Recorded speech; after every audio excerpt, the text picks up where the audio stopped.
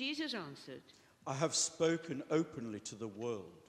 I have always taught in synagogues and in the temple, where all the Jews come together. I have said nothing in secret. Why do you ask me? Ask those who heard what I said to them. They know what I said.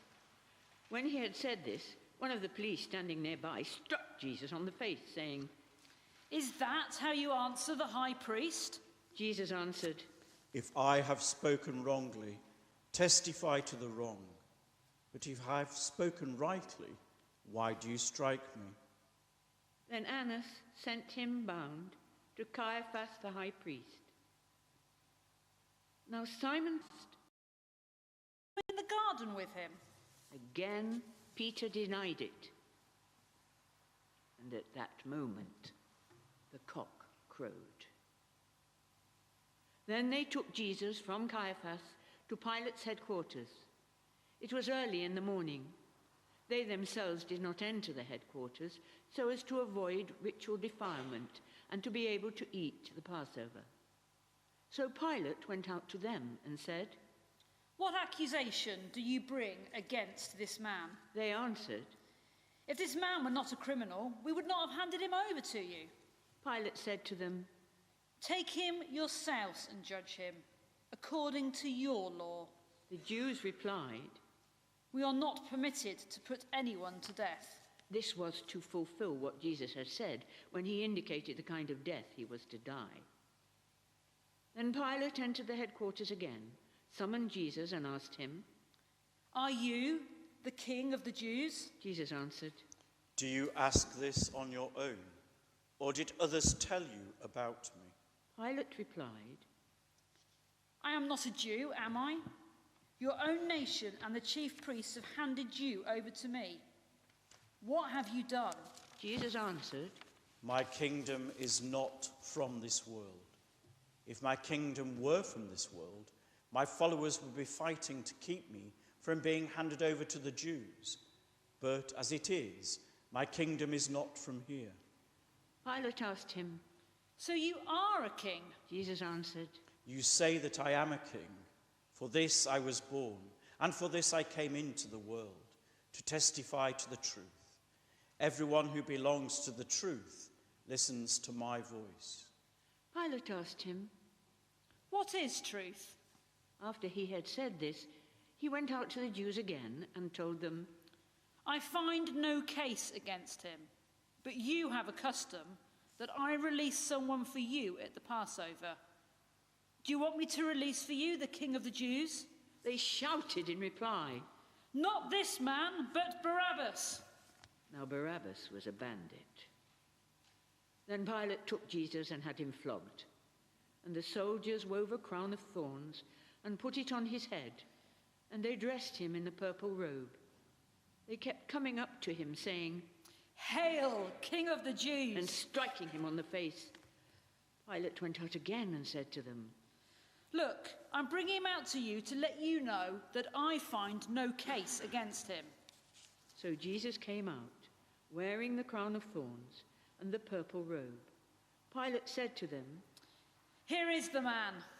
When the chief priests and the police saw him, they shouted, Crucify him! Crucify him! Pilate said to them, Take him yourselves and crucify him. I find no case against him. The Jews answered him, We have a law, and according to that law, he ought to die, because he has claimed to be the Son of God. Now when Pilate heard this, he was more afraid than ever. He entered his headquarters again and asked Jesus, Where are you from? but Jesus gave him no answer. Pilate therefore said to him, Do you refuse to speak to me? Do you not know that I have the power to release you and the power to crucify you? Jesus answered him, You would have no power over me unless it had been given you from above. Therefore, the one who handed me over to you is guilty of a greater sin. From then on, Pilate tried to release him, but the Jews cried out, If you release this man, you are no friend of the emperor. Everyone who claims to be a king sets himself against the emperor. When Pilate heard these words, he brought Jesus outside and sat on the judge's bench at a place called the Stone Pavement, or in Hebrew, Gabbatha. Now it was the day of preparation for the Passover, and it was about noon. Pilate said to the Jews, "Here is your king." They cried out, "Away with him! Away with him! Crucify him!" Pilate asked them. "Shall I crucify your king?" The chief priests answered. "We have no king but the emperor." Then he handed him over to them to be crucified. So they took Jesus, and carrying the cross by himself, he went out to what is called the place of the skull, which in Hebrew is called Golgotha. There they crucified him, and with him 2 others, one on either side, with Jesus between them. Pilate also had an inscription written and put on the cross. It read, "Jesus of Nazareth, the King of the Jews." Many of the Jews read this inscription because the place where Jesus was crucified was near the city, and it was written in Hebrew, in Latin, and in Greek. Then the chief priests of the Jews said to Pilate, "Do not write the King of the Jews, but this man said, 'I am the King of the Jews.'" Pilate answered, "What I have written, I have written." When the soldiers had crucified Jesus, they took his clothes and divided them into 4 parts, one for each soldier. They also took his tunic. Now the tunic was seamless, woven in one piece from the top. So they said to one another, "Let us not tear it, but cast lots for it, to see who will get it." This was to fulfill what the scripture says. They divided my clothes among themselves, and for my clothing they cast lots. And that is what the soldiers did. Meanwhile, standing near the cross of Jesus were his mother and his mother's sister, Mary, the wife of Clopas, and Mary Magdalene. When Jesus saw his mother and the disciple whom he loved standing beside her, he said to his mother, "Woman, here is your son. Then he said to the disciple, Here is your mother." and from that hour the disciple took her into his own home.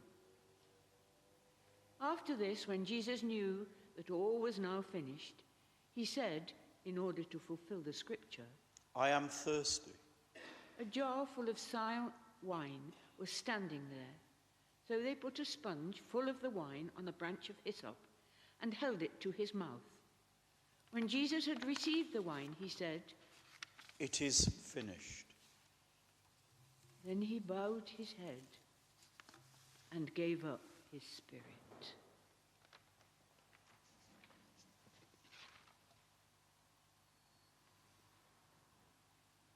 Since it was the day of preparation, the Jews did not want the body left on the cross during the Sabbath, especially because that Sabbath was a day of great solemnity. So they asked Pilate to have the legs of the